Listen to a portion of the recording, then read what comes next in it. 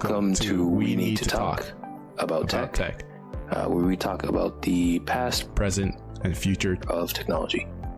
Hello, everyone in podcast land.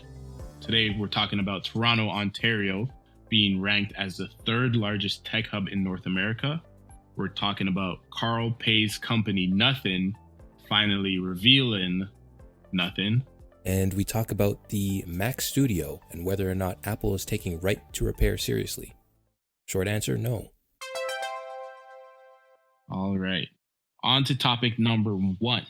Recently, the New York Times claimed Toronto, Ontario, pretty much the capital of Canada, as the third largest tech hub in North America.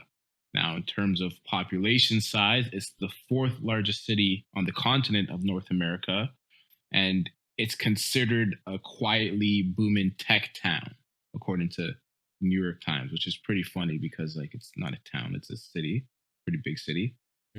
In terms of its tech hubbiness, I don't think that's a term. In terms of its tech hubness, it's trailing only New York City and Silicon Valley. Now, in the past, we've talked about Austin, Texas, how there's a whole tech boom going on there. A lot of companies and headquarters are moving to Austin, but now it seems like actually Toronto has surpassed Austin. Another popular one was Miami, a bit warmer than things are in Toronto currently, at least. But yeah, this was a bit of a surprise when I heard it, when I read about it. It was a bit of a surprise, but it makes a lot of sense to me. Now, I guess from what you've heard, what you've read, were you surprised by hearing the news that, hey, Toronto, this great, amazing city in North America, is the third largest tech hub, or did you already figure that?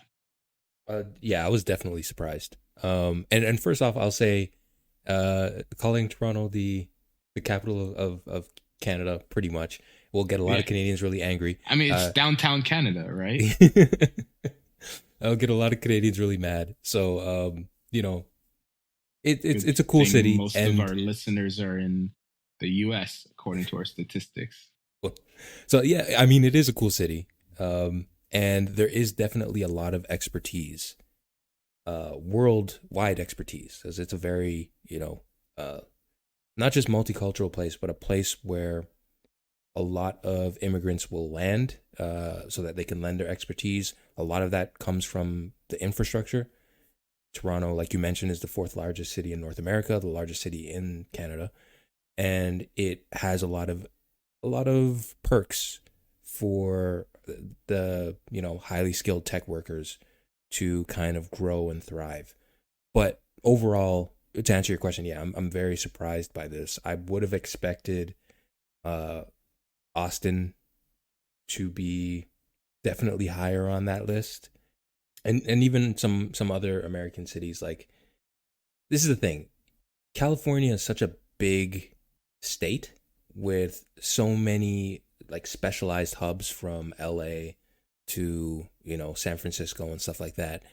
To me, I would have imagined that there would have been more of an opportunity for tech to boom there, especially with the industries like Hollywood, like the video game market. And speaking of the video game market, which is so big in California, I would have expected Montreal actually to kind of rival Toronto in the fact that it's kind of one of the fastest growing and powerhouses of the video game industry in North America. Even just recently, Sony purchased a brand new studio with former devs from Ubisoft, with expertise from Assassin's Creed and stuff like that. And they, now have their first ever Canadian studio, and it's out of Montreal, not Toronto. So yeah, this is kind of surprising to me. I definitely think that if this is happening, if there is really a tech boom in Toronto and it's starting to take hold, I haven't seen so much of it, but I do think that it's probably something that's happening all over, and I can't imagine Toronto holding that title for forever.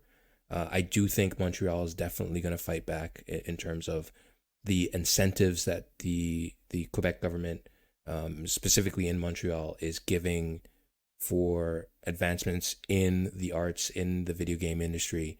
And I don't really see that same investment coming from the city of Toronto. So it's going to be interesting to see how this kind of takes hold and plays out. For me, as someone who has been in the tech adjacent, I guess, industry wise, it's definitely encouraging to hear, because that is definitely a market where the expertise needed to grow in such a large city like Toronto. The expertise, I think, was getting a little stagnant and a little stifled. I think this is good news, because that's only going to encourage more high grade talent into the city, with the idea that there's going to be really good high level jobs for people to actually, stretch their legs in. And I think that could be a huge thing. And also for the homegrown kind of organizations, there's a lot of telecom in Toronto and in Canada overall, Shopify, which is probably the biggest e-commerce platform out there, really strong Canadian platform. That's definitely going to help them. Obviously, we've seen the decline of BlackBerry. We don't want to see that happen to a lot of the other big, tech companies in Canada. And I think getting really good expertise is going to be the number one thing for stopping that. But yeah, overall, I'm definitely surprised by it, but it's a pleasant surprise nonetheless. Now, on the topic of investment, one thing that I just found out about, apparently UFT, the University of Toronto, recently got a $100 million donation from local business leaders in order to build a complex that will house AI and biotech companies. This is like in the heart of downtown Toronto. Part of why I guess Toronto, the GTA, and maybe adjacent cities are becoming such tech hubs is because of universities like Toronto and the University of Waterloo are very known for pushing out, I guess, people in science, technology, engineering, and math. They're very known for pushing out high quality candidates in those fields. Another thing that I just found out about, the Ontario government recently passed a law preventing tech companies from enforcing non-compete clauses. So that means that the market within tech in Toronto and in Ontario at large is very competitive. So now it's not just, okay, we hired you, let's say Google hired you and your time at Google is done, but you can't work for one of our competitors for at least another 6 months. So you're not going to be as willing to leave us because you'll be out of work for 6 months. But now it could be, hey, you work at Google, you get a better offer from someone else, maybe you get a promotion, you leave Google, you work at Apple, you work at Apple for a bit, hey, maybe you get a better offer, you get another promotion, maybe you work for Snap. And I think that is setting up the tech market, at least, or the tech job market, to be very beneficial for people looking for work, as opposed to being, more beneficial towards employers. And speaking of employers, there's been a lot of American giant companies, I guess, that have been opening up offices and facilities north of the border, as in Canada, moving their companies from the United States to Canada. Companies like Amazon, Netflix, Google has multiple facilities in Toronto. They're building new facilities in Waterloo, which is another tech hub.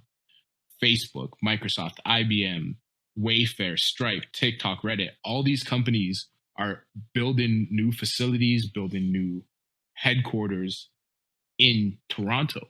And I think the fact that all these big players, all these big companies are coming and there isn't an enforceable non-compete, I think if you're a student, a recently graduated student, not just from, a school in Toronto, a school in Canada, but if you're a student from anywhere around the world, I think it's looking very good or very lucrative, let's say, to work somewhere in Toronto, let's say. And another thing that the article mentions is because, and I think you mentioned this before, Toronto is such a melting pot when it comes to cultures, when it comes to people immigrating. Our immigration laws are a lot more, for lack of a better term, they are a lot more lax than they are in the United States. It's a lot easier for a skilled immigrant to come and find work in Canada than it is to find work in the United States. So I think when you couple the fact that, okay, hey, this is a very, let's say, immigrant friendly country, culture, there are a lot of job opportunities already, but there's, growing job opportunities with all these big companies, all these big tech companies moving to Toronto, or let's say opening in Toronto. And then also you add the fact that, hey, there is not an enforceable non-compete. So if you are someone looking for work in the tech sector, this is a gold rush for you, right? Yeah, I think those are some really good points, and specifically the point on Waterloo, because if anyone's listening, American, maybe doesn't understand, Waterloo was the former hub of BlackBerry, one of the biggest smartphone makers of yesteryear. And when they kind of started to dwindle, they had a ton of talent and expertise. And the fact is, Waterloo is very close to Toronto, kind of like a difference between like New York and maybe Buffalo, but closer. But a lot of that expertise needed somewhere to go. And a lot of that expertise had to leave the city of Waterloo. Some of it, was able to stay there. I personally have some family who previously was at BlackBerry.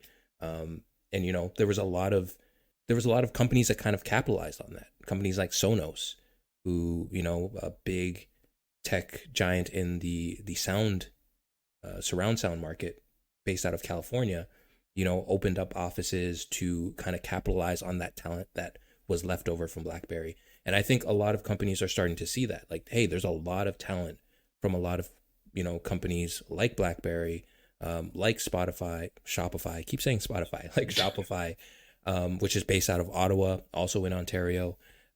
So, a lot of these companies that have a ton of talent and really proven talent, that there's a lot of opportunities to bring those employees into your companies. And if you're starting a startup, there's also a lot of opportunity there as well, because, there's a lot of scraps that you can pick up from these companies in terms of infrastructure. In order for any city to be high class, I guess, tech hub, it needs to have good infrastructure in terms of internet, high speed, good fiber connections, consistency, and reliability. And I've definitely seen from telecom companies like Rogers and Telus, Bell, there is definitely a focus on making sure that, hey, there's reliable opportunities for companies to get proper connectivity options like fiber to their buildings. And yeah, that's definitely something that's necessary. Now, I definitely think that this investment in tech in Canada in general is going to catch on. It's not just going to be here. I think more and more places, like we mentioned, Texas. We know Texas is making that investment. We've seen Elon himself making that investment. And I definitely think more and more cities who can afford to upgrade their infrastructure are going to make that investment, because that's a really easy way to increase your economy.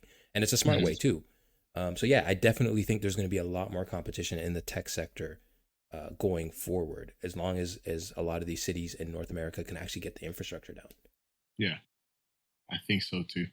I don't know if Toronto will be able to stay the third largest tech hub in North America. I mean, I definitely don't see them surpassing New York or Silicon Valley. No. I could see them top 5. Yeah. Top 5 tech hubs. Like for the next decade, I could see top 5 tech hubs. I mean, if they become number 1, hey, that'd be pretty amazing. But I'd say top 5 tech hubs. Toronto's too cold to be number 1. Yeah. Okay. Earlier today, on Wednesday, March 23rd, Carl Pei's company, Nothing, they finally had the press event that everyone was waiting for. We told you about it on our last podcast. Everyone's anticipating. They came out with the wireless earbuds last year. They're going to finally come out with the phone this year. They're going to have the event on the 23rd. The phone's going to come out in April. Everyone was anticipating it. And they revealed nothing. Essentially nothing. They said, yes, So the event was what, 30 something minutes. I want to say the first 15 minutes of the video was them just showing quotes of how great the earbuds were on screen. Kind of ridiculous, if you ask me. But they did reveal that, hey, we are coming out with a phone at some point this year. They said summer, I believe, but not we have a phone to show you. Not the phone is coming out in April like everyone thought it was going to be. What is actually coming out in April is a phone operating system. So they used this event to kind of show off the Nothing OS, which is their skin of Android. They showed it off and they said, hey, yeah, it's going to be available in April. I'm guessing for Android phones, or maybe available for developers to work on. Although I would assume that developers would have already been working on it. Not that they would need to do too much because it's an Android skin. But needless to say, they did not reveal the phone. They had a big reveal that was, I don't know how to put it, like a bunch of cryptic lines on the screen. Yeah. And they said that this will make sense later on at some point. People are, speculating because, 2022, everything is being speculated and rumored and leaked. Some people think it could be a light strip on the back of the phone. Who knows what it could be. But Carl Pei has made it clear that, hey, this is pretty much the centerpiece of what we're trying to build. They took some shots at Apple, directly calling out Apple and saying how they've built this walled garden that makes it very hard for people to, let's say, try other brands once you get locked into it. And they said they want to build a sort of ecosystem, but a more open ecosystem, I guess, to work with Samsung and work with Google and work with other Android companies. So they made it clear that, hey, we're not looking to take down OnePlus or other Android manufacturers. We are aiming at Apple. And I guess, hey, if you're trying to start a new company, you kind of want to aim at the big dog, trying to get some respect. Yeah. But it was an interesting event. I feel like we didn't really get much out of it. From what I've seen of the operating system, what they've shown off, it seems interesting. They have the same sort of, I think it's the dot matrix theme to most of their fonts, to most of their widgets, to most of their icons. It's an interesting look, and I would say their entire OS seems very nostalgic kind of look to the operating system. And the thing that I thought was the coolest was their voice recorder. On screen, it was almost like a mini actual recorded tape that as you hit the record button, it would play and the tape would kind of spin and spin and spin. And then when you hit stop, you could, not physically, but you could touch the image of the recorded tape on the screen and rewind your playback like that. I thought that was pretty cool. That bit of nostalgia in the digital world, I thought was pretty cool. But I don't know, what are your thoughts on the event at large? We were expecting a phone. We're expecting to see something. We got nothing from nothing. But what are your thoughts on the Nothing OS? Yeah, so first off, I'll say that there's an interview with Carl Pei on Wired. I'm glad I didn't watch the event.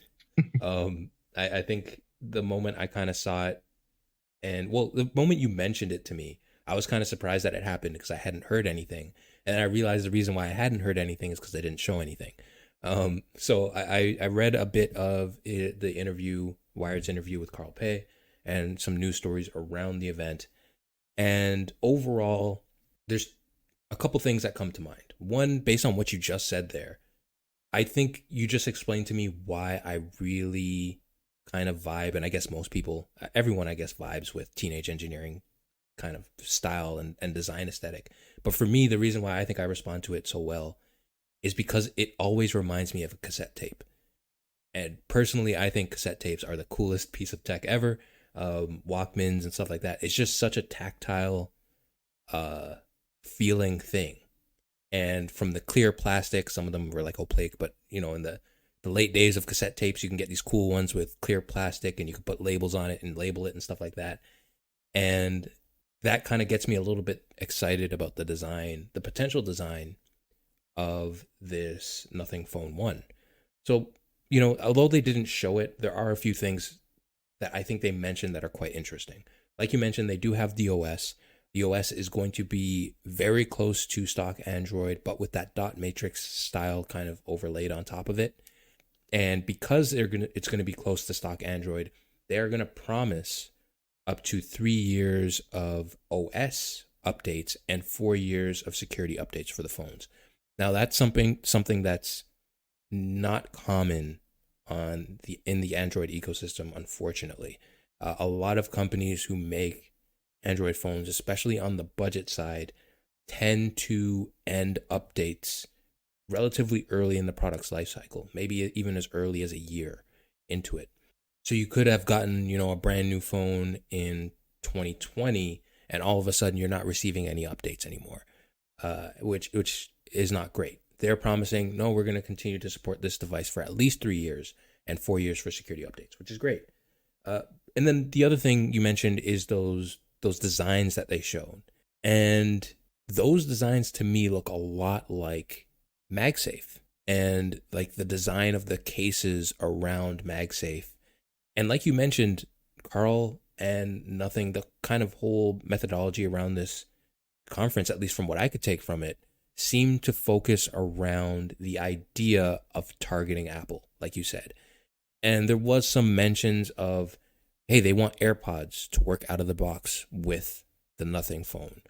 They want to be kind of an alternative to Apple for people who are in the Apple ecosystem. And at the same time, they want to build an ecosystem of their own. They've already partnered with companies like Samsung, like Google, and like Snapdragon. It's confirmed it's going to be a Qualcomm Snapdragon chip powering this device. But they definitely want to be able for this product to appeal to people who may have used an iPhone in the past. And I think if they're looking to that direction and based on those kind of glyphs that they've shown, I wouldn't be surprised if we get a phone that has this clear back, that has like a MagSafe kind of style to it, where it has a ring where maybe you can attach a wireless charger magnetically like you can with MagSafe. And it shows you an outline of maybe where the camera is and, you know, where a speaker might be or a vibrating motor or something like that, or a haptic engine. I think that's what they want to go for. And I would be really happy if that is the case, because as much as I'm not the biggest fan of iPhones, I think when the iPhone 12 originally came out and we talked about it on this podcast, I thought MagSafe was super cool. And I thought the design of MagSafe and how it worked, and even the cases, especially the clear case, I just like that design aesthetic. And I really like the design aesthetic of the Nothing Ear 1s. I think a combination of both of those things on a phone could be incredibly cool. But that's all speculation for now. The reality is this event happened. They didn't show a phone. They announced that the phone is coming in summer. And I imagine that this event was designed to get people interested in investing in Nothing. Because if you go to their website right now, the first thing that you see is a call to action, essentially, for people to invest in their company. And I don't know if I necessarily agree with that kind of style. I would rather have them shown a product before they start asking for money. But they were able to release the Nothing Ear 1s. They seem like they might be a legit company. So I don't know. It's a little off-putting for me, but I imagine they'll probably be able to execute, and hopefully we see this phone sooner rather than later. Yeah. I mean, speaking on that investing point, you know, it's when they were talking about how successful their Ear 1s were doing, and then they mentioned, you know, they brought up the first round of I guess what consumer funding was. It was, I think, March of 2020. I'm trying to think, like, man, they said that we had our first round of consumer funding. It's like, what? I didn't know about this. What? I definitely would have invested in this if I had the opportunity to. Like, yeah, it was in March 2020. It's like, oh, I was probably a little bit, you know, concerned with other things. March 2020. I think they said the round was for 1.5 million. That's how much they were trying to raise, and they fulfilled that in 54 seconds, so less than a minute. So, you know, wasn't open for very long. And then they said, hey, we have a second round of funding coming up, and it's April 5th, and it's going to be for 10 million, so more people can invest. And I'm like, oh wow, that sounds really cool. Like, I would definitely be interested in investing now. You guys have piqued my interest. I can't wait to see what the phone looks like. And then there's no phone, so I was like, it kind of, if you imagine like a roller coaster, you bring you up. Oh, last funding sold out so quickly. Our earphones do so well. Second round of funding is coming out. We're going to show you our phone. It's just a bunch of symbols on the screen. It's like, all right, yeah, you lost my interest again. Yeah. But, mentioning how it does kind of resemble MagSafe and how it could be the back of the phone, I don't know. I think that's breaking news right there.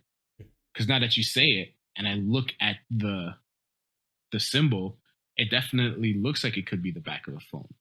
It definitely looks like it could be some sort of alignment for either some sort of magnetic, safe way of charging, or even for something like the Air Ones to connect to the back of the phone. Not, necessarily connect, but to align on the back of the phone, so you could have, let's say, cross-device charging too. I could definitely see something like that happening. Yeah.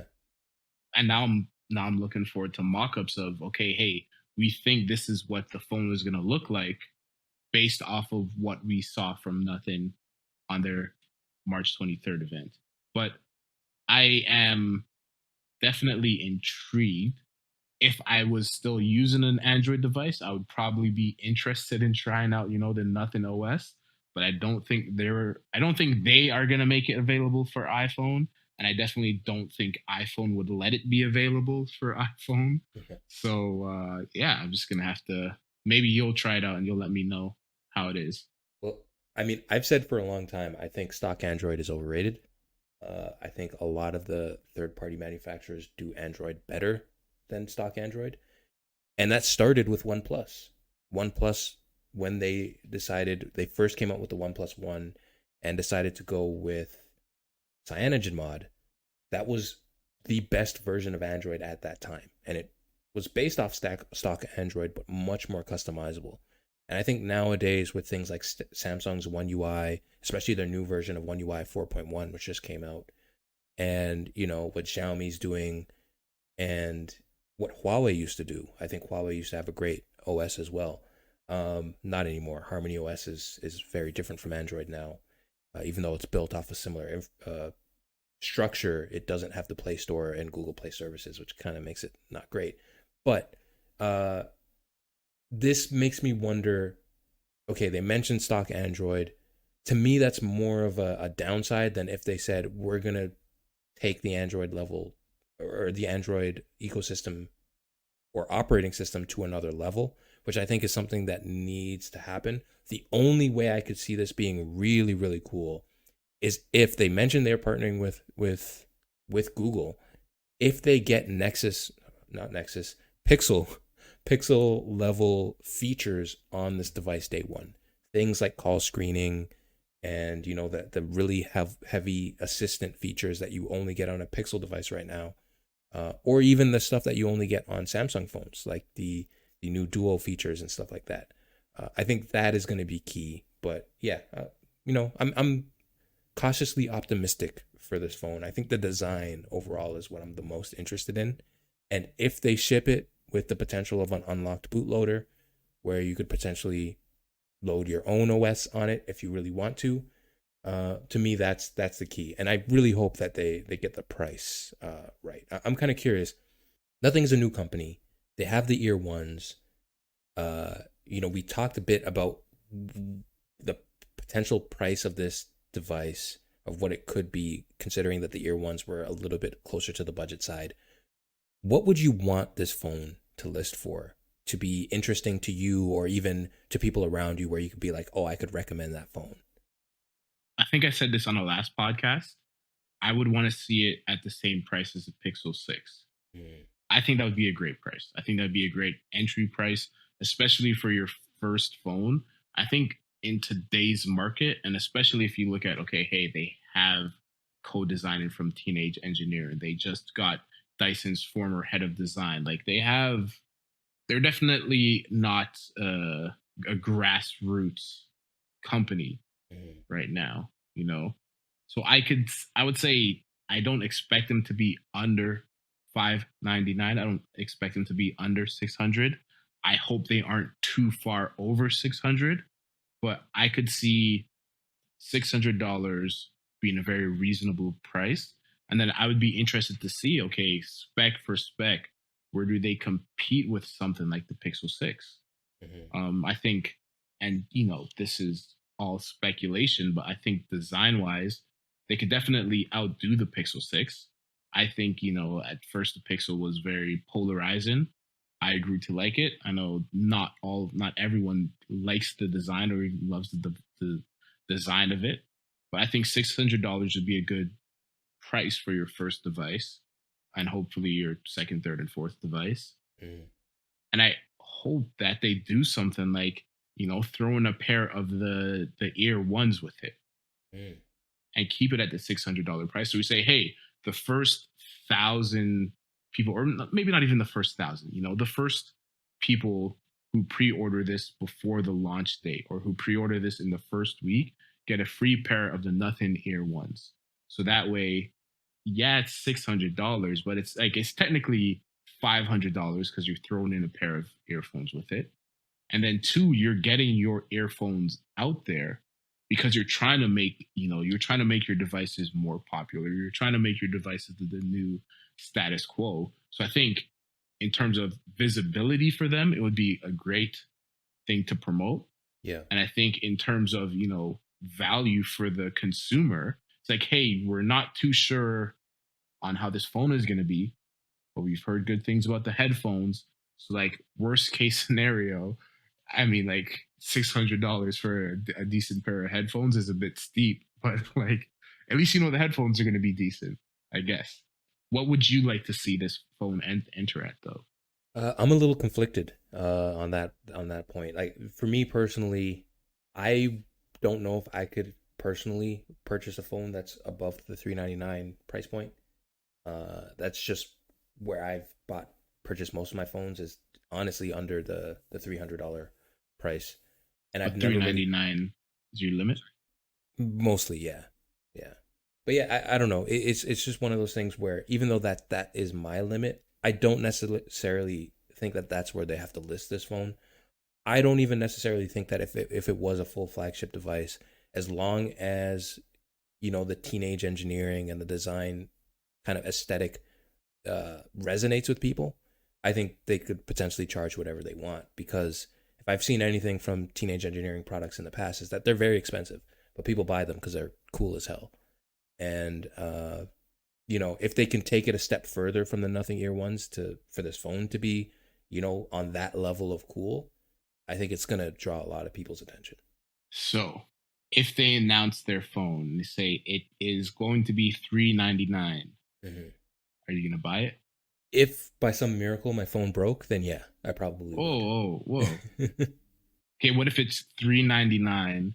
We throw in a pair of the Nothing Ear Ones, so it's like technically $300. Do you buy it? No. Oh, okay.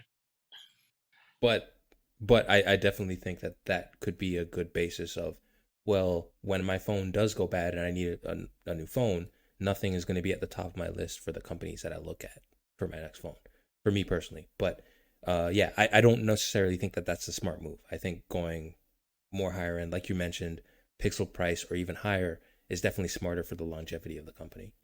All right. So the last few podcasts we talked about Apple's recent event, their peak performance event, and some of the coolest products that have come out of them. Last week we talked about reviews of the Mac Studio and the Studio Display, and we got some more information about the Mac Studio very recently with some teardowns. YouTubers from iFixit to Short Circuit to Luke Miani all got their hands on multiple versions of the Mac Mini, and they opened them up to see what's inside. And to a lot of people's surprise, this thing is a little strange. And I actually want to give you credit because you mentioned that the potential of the Mac Pro could, maybe see some kind of modularity in the future. We don't know exactly what that would look like, but, potentially a slightly more modular device. And, in the last podcast I mentioned, I'm kind of really excited to see the teardown because I would be curious to see if they lay the groundwork for a potentially more modular Pro device down the line in this device. And it turns out they might have, because this is the first version of the Apple Silicon era of Macs that has removable storage. The Mac Studio does have removable storage on it, but there's a problem, unfortunately. So actually, let's rewind a bit. Not only does the Mac Studio have removable storage, but it also has 2 storage slots, one of them that is not populated.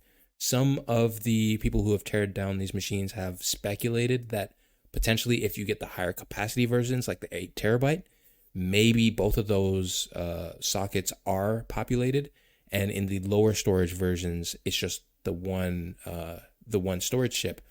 But from what we've seen from these teardowns, if you take one of these chips from the Mac Studio and populate that second empty slot, the system will not boot. It will just error out.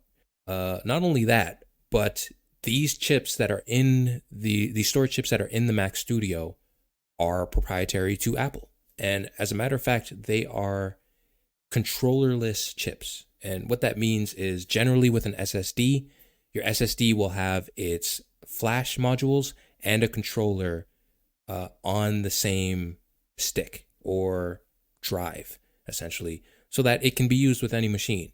Apple's machines actually have the controller built into the actual M1 chip.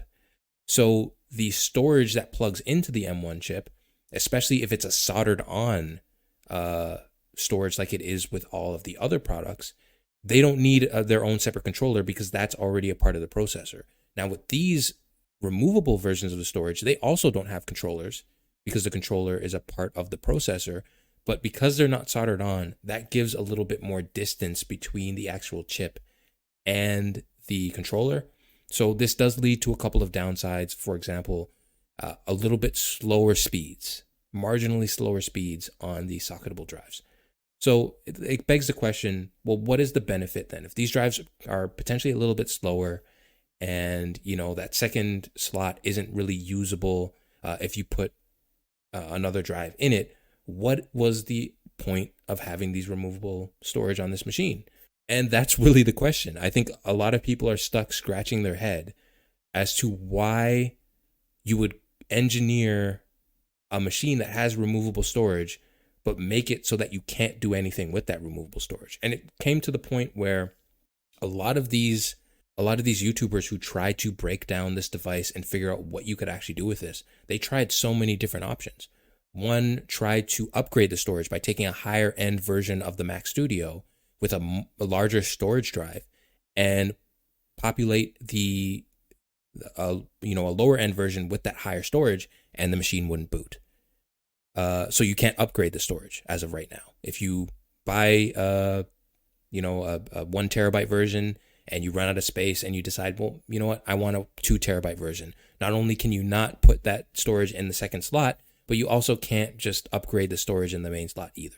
The only thing that was able to be done is iFixit was able to take an identical SSD from an identical spec'd version of the Mac Studio, essentially both entry-level versions, and they were able to swap the chips, and it would work. So essentially what's happening here is these machines are locking their storage down to only the size that you originally got when you ordered that machine, which I don't know if that makes any sense. To me, this brings me back to that rant a couple podcasts ago where I think this is kind of insulting. This is one of those things where right to repair has been a thing, and Apple engineered a machine that had removable storage, but seems to have put software locks on the ability for you to actually upgrade your storage and limit on what you can actually change your storage for. And that doesn't even go into a lot of the other issues. Like, for example, if you open up this machine, you could potentially damage the rubber ring. You actually essentially have to tear that off in order to get to the screws to open it up. And also, the first thing that you have to take out when you open up the Mac Studio is the power supply, which would be fine, except the power supply is completely unprotected. It's completely exposed. And if anyone has ever worked with power supplies before, I would imagine you're aware that these things can be incredibly dangerous, especially, in the hands of people who are not comfortable with working with electronics. And the fact that this is a power supply that's shipping in a machine that's completely exposed is quite concerning. And it goes to show that Apple really doesn't want you opening this machine. And they're trying to do everything to make sure that you don't open this machine, despite the fact that it is our first glimpse at a potential upgradable Mac going forward. So yeah, I don't know. This kind of really, this was interesting in one hand, but also really annoying on the other hand, from my point of view. But I'm curious, have you seen any of this information about, the Mac Studio getting torn down and this removable storage? And do you have any opinions of it at all? I have seen some of it. It's definitely, first of all, I'm surprised that it actually does have upgradable storage. I was very surprised to see that. In their presentation, in their event, they said, oh yeah, the modular Mac Studio. And everyone's like, what are you talking about modular? This is a brick. There's nothing modular about this. But I mean, as you said, you remove a ring here, you remove a power supply there, you remove another piece of metal there. You can, the storage is somewhat modular. At the moment, it's limited to you have to replace it with the same exact module from identical device. But to Apple's credit, it is modular. And you brought up something interesting there too. It seems like right now it's software limited. Maybe Apple, for whatever reason, didn't expect people to open up their Mac Studio so quickly and want to start swapping in SSDs. So they're like, oh, hey, we were going to release that in a future software update. You guys kind of jumped the gun on it. Maybe, if I had to play devil's advocate. But I think this is a good sign for the future. The future as in future Apple products, not for the future of this product, because not very sustainable if you ask me. But I think it's a good sign for the future of future Apple Silicon products. As you said, this is still the M1 chip. This is still, the transition of Apple products onto Apple Silicon from Intel chips. So we're at the very beginning of it. And I guess, on the bright side, they have a somewhat modular device already, assuming whenever they do come out with the Mac Pro, their big boy desktop, it will be fully modular. If it isn't, I hope that every reviewer and every professional, quote unquote professional that Apple markets to, I hope that everyone just, riots in the streets. And, in the long story short, I'm surprised that it was modular to begin with. I'm not surprised that it's locked behind software right now. Another interesting thing that I saw in some of the reviews is that, hey, these ports, the Thunderbolt ports or the SD card reader, all of these are actually pretty modular too. They're easy enough once you, as you put it, you remove the rubber strip, take off the back, remove the power, the power supply. It's fairly easy to remove the ports, but then it also had me thinking like, hey, are these going to be, software locked too?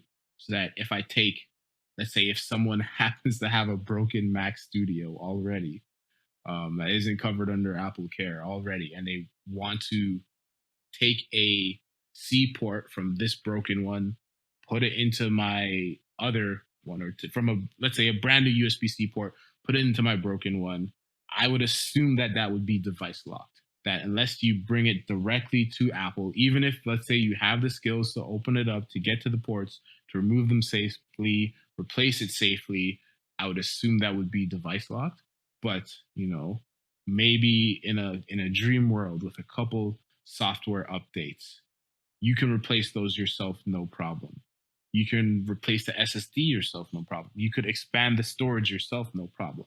Maybe we get that at some point, with a software update. But as we were kind of talking about before we started recording the podcast, there are a lot of things that get promised from Apple, from other device manufacturers, from other software manufacturers, as you know, these big flashy new features, these new software features that don't necessarily get shipped with the products. Yeah.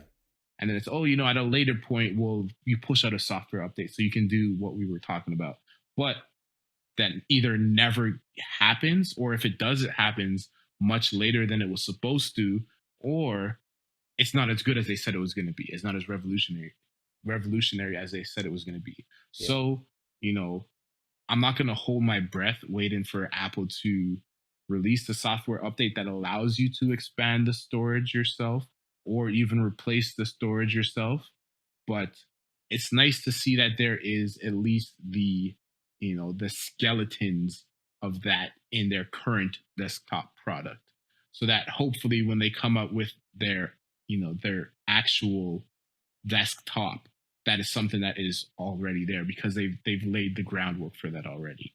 But so yeah, bring it all in conclusion, surprised that it is modular at all. I'm not surprised that it's locked behind software.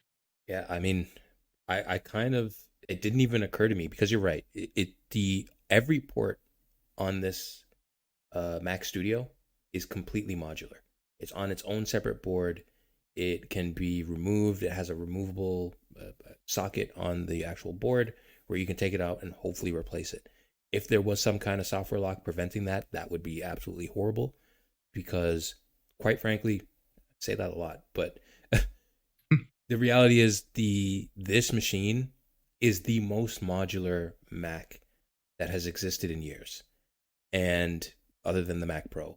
And that would be an amazing win if they weren't using software to kind of mess with that.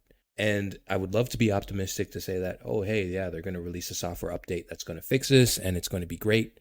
And everything's going to be modular and you're going to be able to buy SSDs from Apple at any size after the fact, and or maybe even send it into them, because I imagine they don't want consumers replacing it themselves from risk of injury, which is unfortunate. I feel like this could have been designed in a way where consumers could have been able to swap out their SSDs by making the ports at the bottom of the device, but they didn't do that. But regardless, if there is an opportunity to upgrade after the fact, that's great. The one reason why I'm kind of hesitant about that is the other studio device, the Studio Display. There's been some unboxings of that, and when people have taken it out the box, they've noticed that the cable is attached to the display, which is very strange.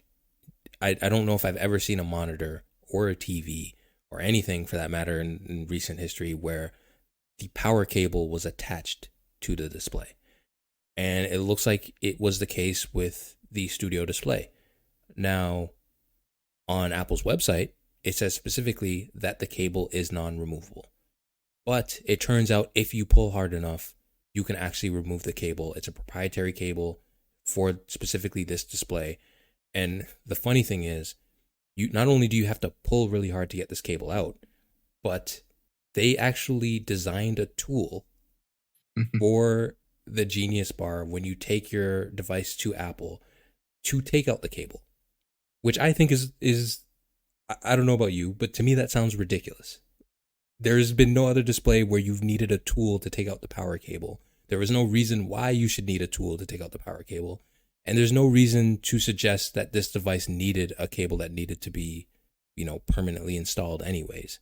So to me, that kind of shows that Apple really, really doesn't want consumers to be able to fix their own devices, which is, one, I think insulting, because they're taking things that have been easily accessible and easily upgradable for people in the past and making it difficult. But also, I think it's really kind of gross and messed up because they are engineering ways for you not to fix your things. They are engineering ways to make it more difficult to fix your things. They're putting energy. I think Linus of Linus Tech Tips talked about this. They're actually putting energy and money into making sure that you can't fix your own devices or upgrade your own devices or even get a longer cord for your own device. That's true. And that's really weird. Like, I don't know. To me, that just seems really weird. Yeah. I mean, I guess I never thought about it in that way. Like, hey, they are designed in a way to make it harder for you to fix this thing. In the reviews and the teardowns that I've seen of the studio display, people were joking that, like, hey, this is fixed permanently. Mm. TVs from the 2000s didn't all have power cables that were fixed permanently. Why do we have a display from 2022 that is permanently fixed to it? What if your dog chews on the cable? What if your cat chews on the cable? What if you run over it with a vacuum? What if your Roomba runs over it? Right. And instead of, okay, this is a power cable that I could get from any store, any electronic store, or even at the worst, I have to get this power cable strictly from Apple, but at least I can remove it and replace it myself. But now you have to bring in this entire display, this entire $1,600 display to Apple in order for them to use a tool that they designed just to remove this. Like, it doesn't make any sense. Like, you're right, research and development went into making this harder to remove when it really could have been used somewhere else. I know a lot of people were thinking that, hey, when you look at the back, because I think the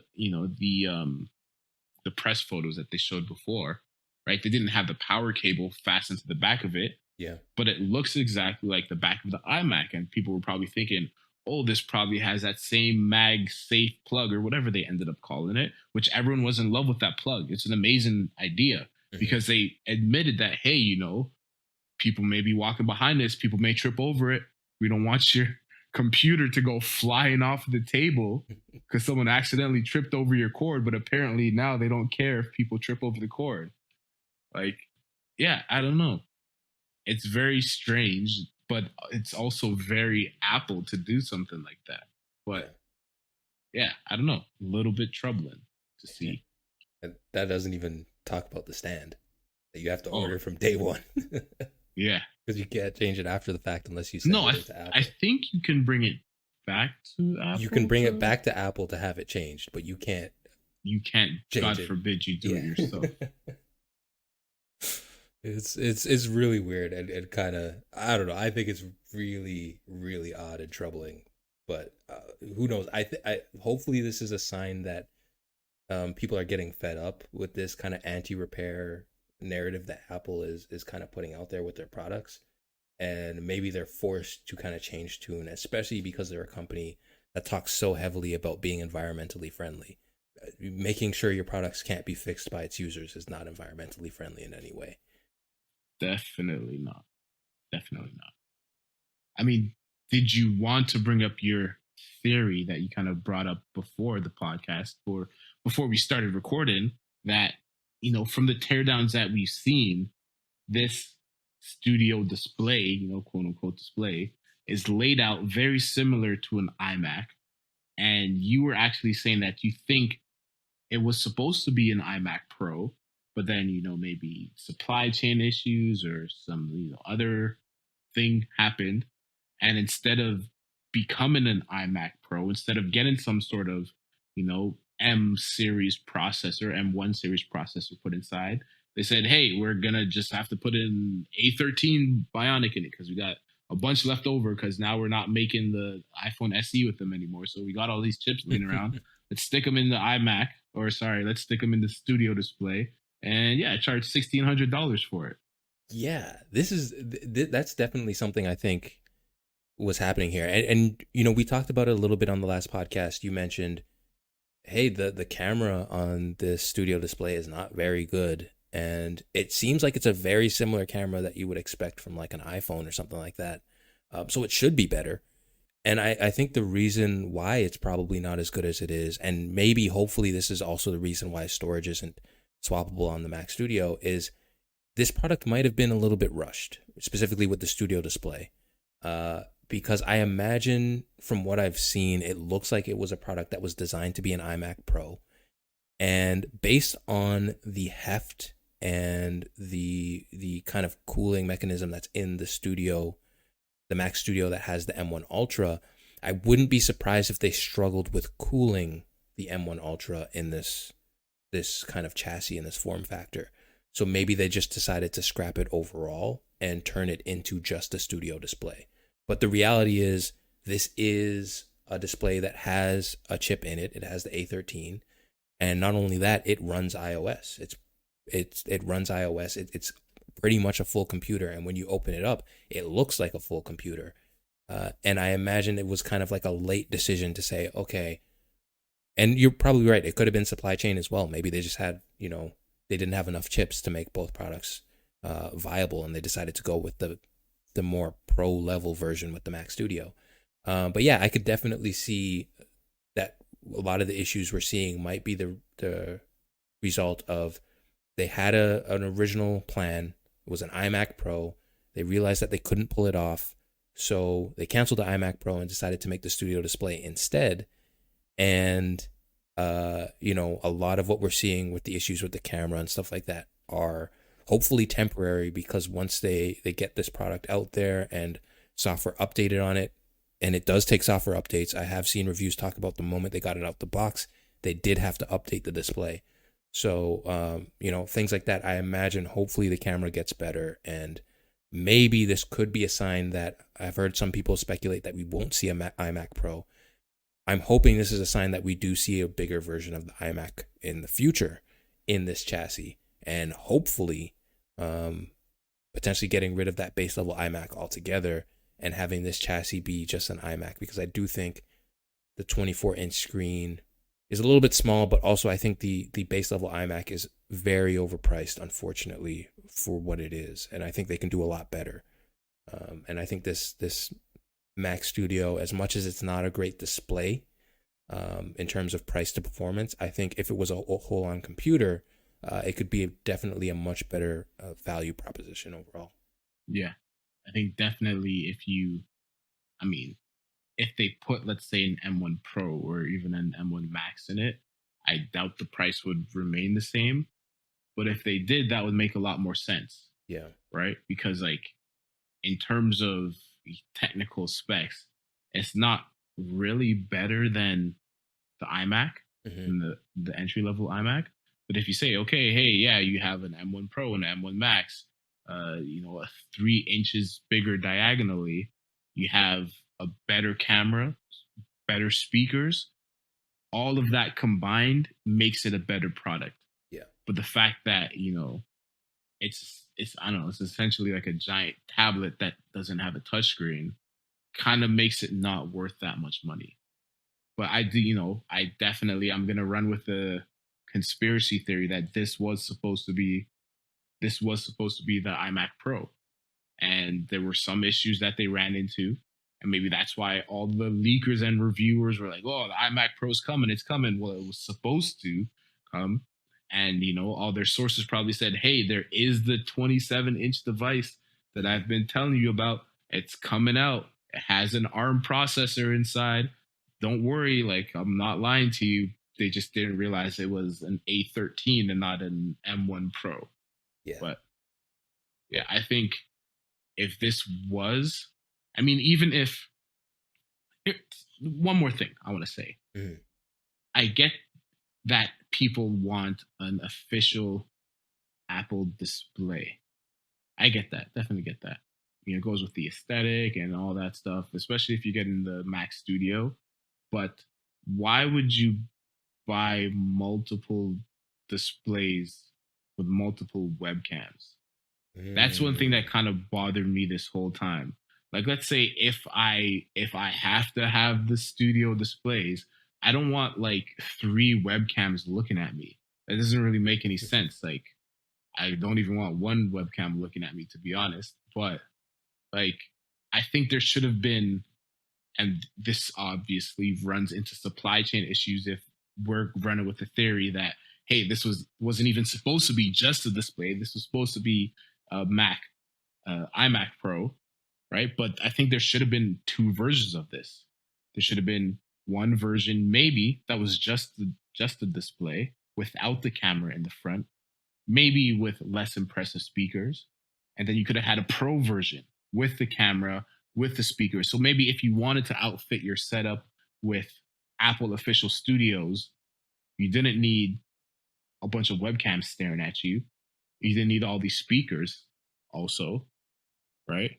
But hey, like I've said before, I'm not running Apple. I obviously don't think the way that Tim Cook thinks and all the people over there. So that's what I'd do, though. I mean, I think you're 100% right. And I want to just throw it out there. Also, the Mac Studio or the Studio Display is not able to be daisy chained. So, yeah, which is really weird, right? So it's essentially not made to have multiple monitors, which is dumb, because why wouldn't it? If it's truly for a studio, why wouldn't you be able to do that? Because someone was, I think it was Short Circuit. Mm-hmm. They were saying that, like, hey, let's say if you want to hook up your MacBook Pro, your 14-inch M1 Max MacBook Pro to this, in order to run each display, you would need to use each one of the 3 USB-C ports on it. Yeah. Just to connect to this display, and then you wouldn't have any ports left over. No Thunderbolt. I guess you would have to use the ones on the back of the monitors, but even then, like that's. But those aren't Thunderbolt then. Yeah, it's true. There's one more theory that I'll bring up here, and this I'm kind of curious to see if this is a product you'll be interested in, because there is a product that Apple uses that runs an A12 Bionic, which is a one processor worse than what the Studio Display has, and it's the Apple TV 4K, and it makes me wonder if, just like how the Mac Studio could be a precursor for what the Mac Pro could be, could the Studio Display be a precursor for what a full-fledged Apple TV that is a full display that you stick on your wall could potentially be? Powered by A13 Bionic, having speakers built in, potentially being a 55, 65, maybe even 75-inch display that you put on your wall that's all integrated and you get from the factory with either a stand or a vase mount. But, could this be the precursor for the Apple TV that everyone has been wanting for so long, like an actual TV from Apple? That's a very interesting theory, but I don't think Apple ever does it. Just because, I don't know, I don't think Apple wants to make TVs, if that makes sense, like the actual screen. I think they like the Apple TV product they have right now simply because it's like a gateway to their services. Yeah. I think if they were, I know, some other way that they could, let's say, get all their services on your phone, stream directly to your TV without having to have the Apple TV product, I think they would prefer that. But then that would mean a lot more integration with TV manufacturers and blah, blah, blah. So the Apple TV exists as it is. I don't think they want to actually sell displays, especially not that large, although it would be a great product. I would be very interested in that, just, to see what it would be like, but definitely not to see what the price would be like. Oh, it would be expensive. No, I was just going to say there's a lot of things that I think Apple would do really great that people want to see, like a display, like you said, like an actual TV display. People have said, why don't they make actual speakers, not the HomePod, like actual speakers, let's say monitor speakers, and even a camera, right? Because if you look at what they're able to accomplish with a phone, this device is made for, made for computational things now, and it just so happens to take really good photos. How good would an Apple product made just for taking pictures be? Yeah. Or for recording video be? But those are 3 things that I don't think they're ever going to do, because doesn't seem like it's in Apple's vision. Yeah, I definitely don't disagree with you. But for the sake of just intrigue and interest, what I will do is I'll make a prediction. And I'll say in maybe the next 1 to 3 events, we will see Apple do what they always do, open with their Apple TV Plus subscription and, what's going on there. And then right after that, they're going to talk about their brand new cinema display that has an A13 Bionic in it, and it's a large TV that is automatically going to show you the content on Apple TV Plus the way the filmmaker intended it to look. And it's going to be the best viewing experience you've ever seen. It's going to be magical. And everyone who buys this $4,000 TV is going to get 3 months of Apple TV Plus for free. Yeah, I think it's going to happen. Great bargain. Yeah. 3 months is 2 months. One month. 1 month. 1 month free. You said the next 1 to 3 events? 1 to 3 events. Yeah, I think it's coming sooner rather than later. Okay, so we're having WWDC. We're going to have a September iPhone event. So then you're thinking if they have an event after that, which is probably going to be a November Mac Pro event, if I had to guess. Mm-hmm. So you think November this year? I do. Wow. Bold prediction, people. You heard it here first. Stick that in your pipe and smoke it. Take it easy, everyone in podcast land. Catch you in the next episode.